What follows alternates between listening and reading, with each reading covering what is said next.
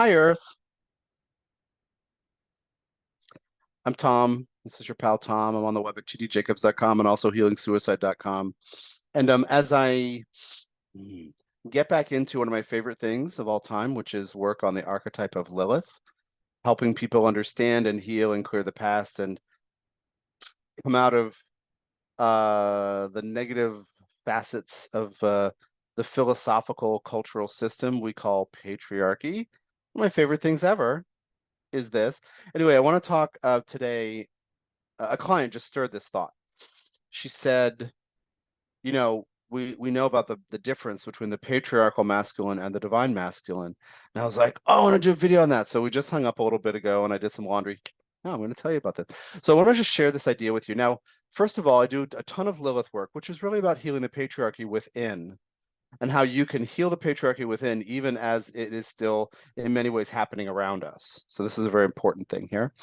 The Lilith book, Healing the Wild, Loving Lilith, An End to Shame, Home Study Healing Course, the Lilith Natal Report, the Black Moon Lilith Natal Report is what it's called. Oh my gosh. I mean, I'm close to announcing an in-person 4-day Lilith Healing Intensive. Give me a week or two and I'll be announcing all of that details, where 8 people can travel to a location of my choosing in October. Mark your calendars, early October. Anyway, to work through this kind of stuff. So anyway, so patriarchy is a philosophical approach. And when we talk about this, we're talking about suppression. We're talking about abuse. We're talking about control. We're talking about disregarding the feminine in all its forms. And some of us see that in nature. Some of us see it as the treatment of women, or everything, but all the things that we try to control. Okay, it's a philosophy, and also the channeled book, Goddess, Past, Present, and Future. I will link to all these things in the video description below. Goddess, Past, Present, and Future is Jehudi's companion to the Lilith Healing the Wild book, which is an astrology book. So anyway, so there are lots of ways to learn about this through me and through the Ascended Masterite channel. So patriarchy is a way of, according to Jehudi, choosing to take charge of our lives. We as a culture thousands of years ago, elevated the masculine, which does things. The feminine is. So we said, we attempted to divorce ourselves from the goddess, from our connection with the goddess. So this affects every part of our lives, including our spiritual health, everything. When we chose to elevate the masculine in order to shape the world to protect ourselves more, we basically said, we don't want to be subject anymore to the whims of nature. Like, F this drought crap, F this flood crap, F this whatever. So in elevating the masculine, automatically you diminish the feminine. A huge part of this was about reproductive stuff. We're seeing this in our world today in the US, especially. We see it all over the world, but I mean, we have this thing with the whole Roe v. Wade being overturned, with the Dobbs decision and all the whatever. So it's a big topic right now. Autonomy. Can women have the legal right to care for their bodies in the ways that make sense to them, right? Living their lives they want to live, right? So anyway, so in order to control, the feminine must be shamed. That's the philosophy. That's the idea. Now we're coming out of this, but I talk about it as if it's still happening, because for the last several thousand years, it's been a really loud theme, and we're still kind of coming out of it. We're slowly coming out of it. So the patriarchal masculine controls things, or seeks to, through diminishment of everything else, meaning the other half of the energies in play, which are the feminine energies. So you can't control it, shame it. If you can't own it, get rid of it, or tell it it's terrible or not worth anything. It wants equality. A feminine energy or person wants equality, shame that person, throw them out. Okay, so the patriarchal masculine is always trying to control things. the divine masculine, it takes maturity to get to, especially because we've been so conditioned to use the masculine in a controlling way. Even people who mean well, even people who don't want to hurt anybody or control or shame or abuse anybody might be trained by the culture, might be conditioned, right? So the divine masculine holds space, which can create shape and give direction to the feminine unfolding.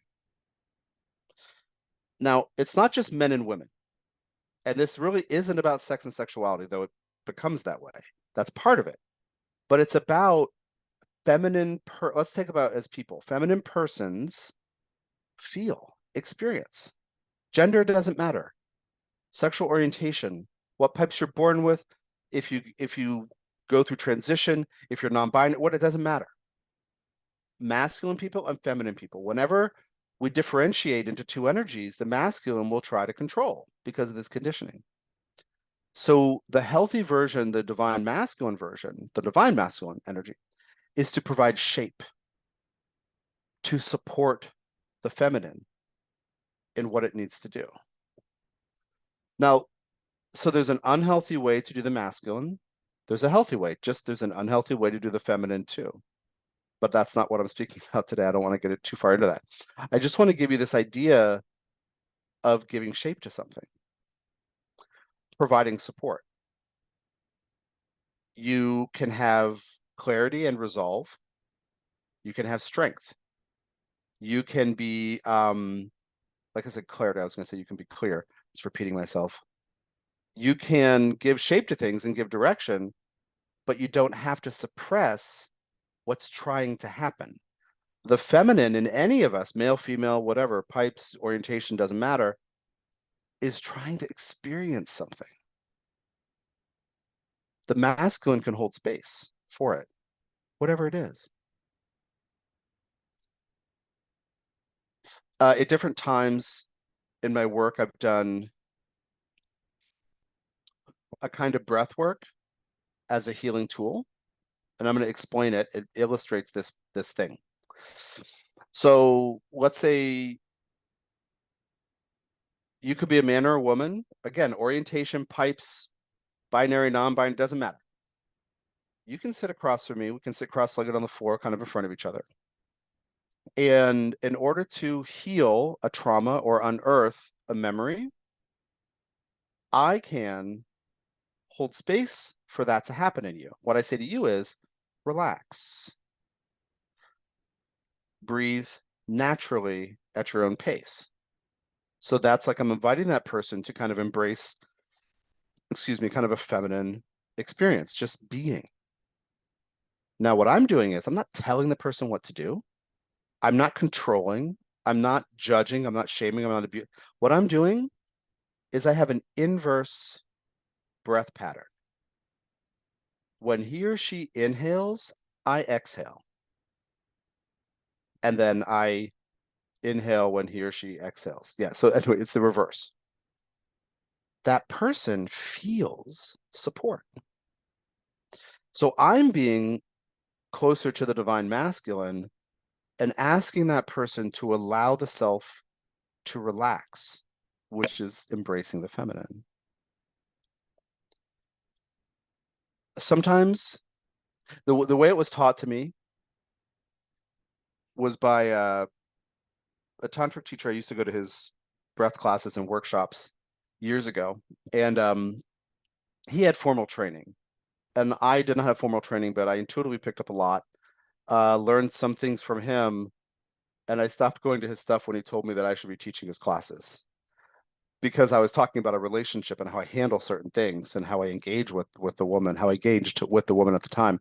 And he was like, "Oh my gosh, you should." So I was like, "That's cool. I guess I should."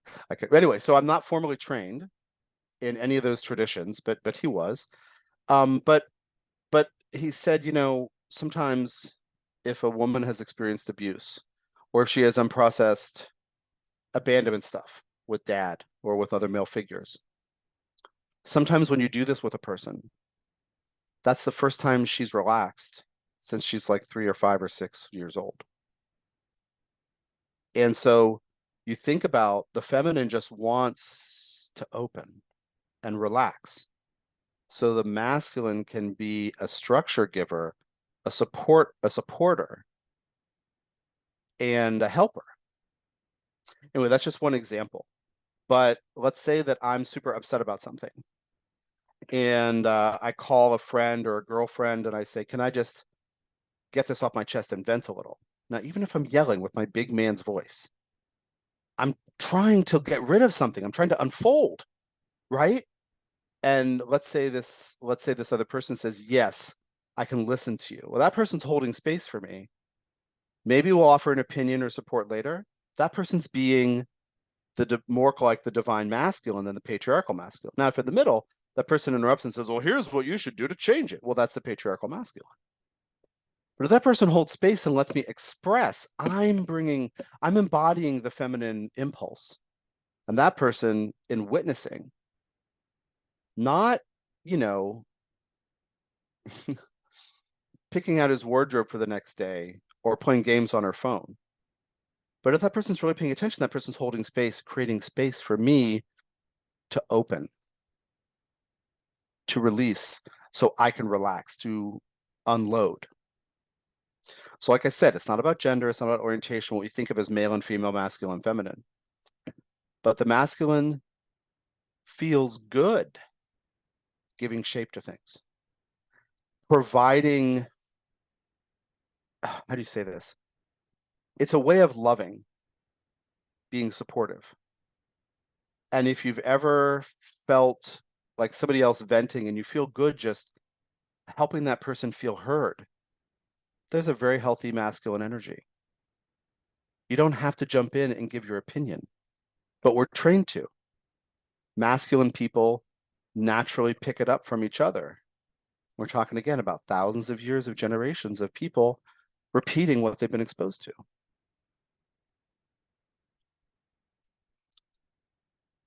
So the patriarchal masculine is trying to control something. I'm just going to repeat myself here a little bit. And the divine masculine seeks to create a space, a shape, a container is how I think of it. A container. When I've done that kind of breath work in intimate relationships, it's unbelievable. It's amazing. And my intimate relationships have been with women. So I'll just say that these women feel supported. Sometimes they never have. But I think we can carry that outside intimate relationship. I know we can. We can carry that in the world. What if I'm at the grocery store? The person in front of me keeps dropping stuff. Man or woman, doesn't matter. Age doesn't matter. I can help him pick stuff up. I can give a kind comment. I can just witness, and the person says, oh, I'm so sorry, I'm just a wreck today. And I say, yeah, that happens. Right? I'm not trying to fix it. And I'm not trying to tell that person he or she should be doing something different. So witnessing, holding space, it's very gratifying when we mature out of needing or perceiving that we must correct someone, control someone, tell someone what to do, tell someone what to think, to let people open, to let people, the flower that a person is, blossom and bloom, or whatever, some poetical, fanciful thing. Anyway, I just wanted to give you this idea and share with you this contrast. Now, the last thing I'll get into here is if you perceive you need to control, do not shame yourself. Welcome to Earth. You're a person who's been trained by other people. If you perceive you need to correct somebody, like maybe you're the grammar police, you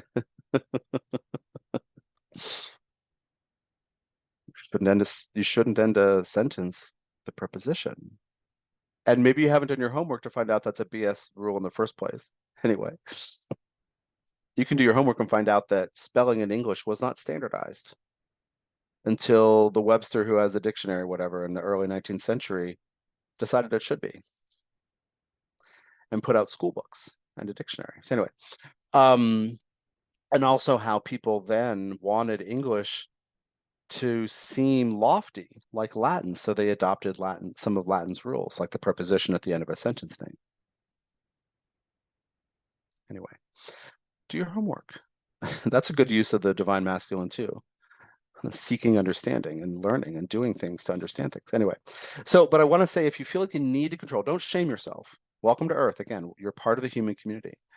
But really look into what you're trying to achieve. And typically, we may feel inside that we can't control our feelings or emotions or desires or needs, but typically feelings and emotions, energies and emotions, feelings.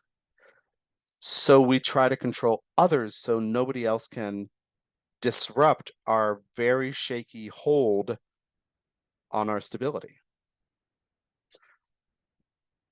So, saying it a third time, if you feel like you need to control other people, do not shame yourself, but take it as a cue that something inside you needs validation, needs healing. Because then when you address it, you will feel strong enough to hold space for other people in their process, whatever that process is. Then you will feel amazing being a facilitator of other people feeling understood and validated and seen and loved. Okay, that's it for today. Check out the Root Chakra Incubator, 7-week course to clean up your root, change your whole life, I promise you. And stay tuned for the Lilith Healing Intensive in October. Details coming in the next couple of weeks. Thanks for your time and energy. See what I'm up to at tdjacobs.com, tdjacobs.com. Take care.